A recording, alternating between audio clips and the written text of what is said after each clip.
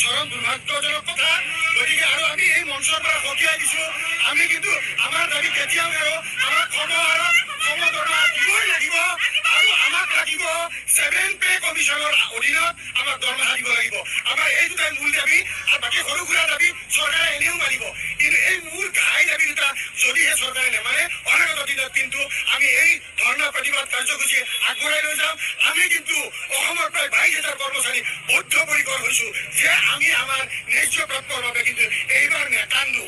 এইবাৰ আমি কিন্তু সংকল্পিত হৈছো যে আমি আজৰি হলেও আনিবলৈ বাধ্য হ'ম। আমাকো মানে স্বাস্থ্যমন্ত্ৰীজনে আমাক আঁচনিভুক্ত কৰাৰ নিচিনা কথা কৈছে। তেখেতে কৈছে যে অহা ইলেকশ্যনত জিকিলেহে বোলে আমাৰ দাবীবিলাক তেওঁলোকে মানি ল'ব।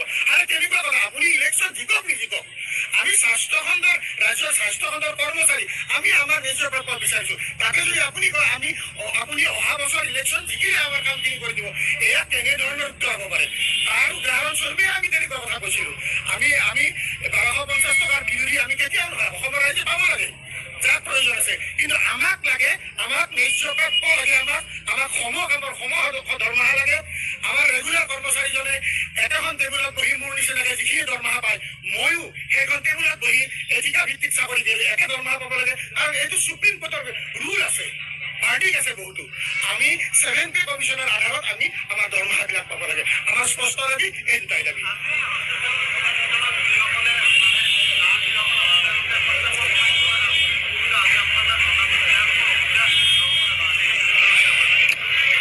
ৰোগীসকলক পণবন্দী কৰাৰ ইচ্ছা আমাৰ একেবাৰে নাই। সেইকাৰণে আমি আমাৰ যিখিনি ইমাৰ্জেঞ্চি চাৰ্ভিচৰ ডিউটিত মানুহ আছে, সেইখিনিক আমি কিন্তু এতিয়াও এৰি দিছো। সেইখিনিক আমি চিকিৎসালয়ত থাকি কৰ্তব্য পালন কৰাৰ নিৰ্দেশনা SOP ইতিমধ্যে জাৰি কৰা হৈছে। আমি ৰোগীক পণবন্দী কৰাৰ একদমেই ইচ্ছা নাই, কিন্তু আমাৰ এয়া ধাৰণা, জীৱনৰ ধাৰণা, পেটৰ ভোকৰ ধাৰণা, আমি এয়া নকৰিলে আমাৰ কাম নহয় বুলি ভাবিয়ে আমি ওলাই আহিছো। আজি আমি প্ৰথম এতিয়া গলাবেজ পৰিধান কৰি আমি কাৰ্যৰ পৰা কাৰ্য বৰ্জন কৰিছো। এনেকে আমি 3 দিন চলিব, তাৰ পিছতো চৰকাৰে নামানে।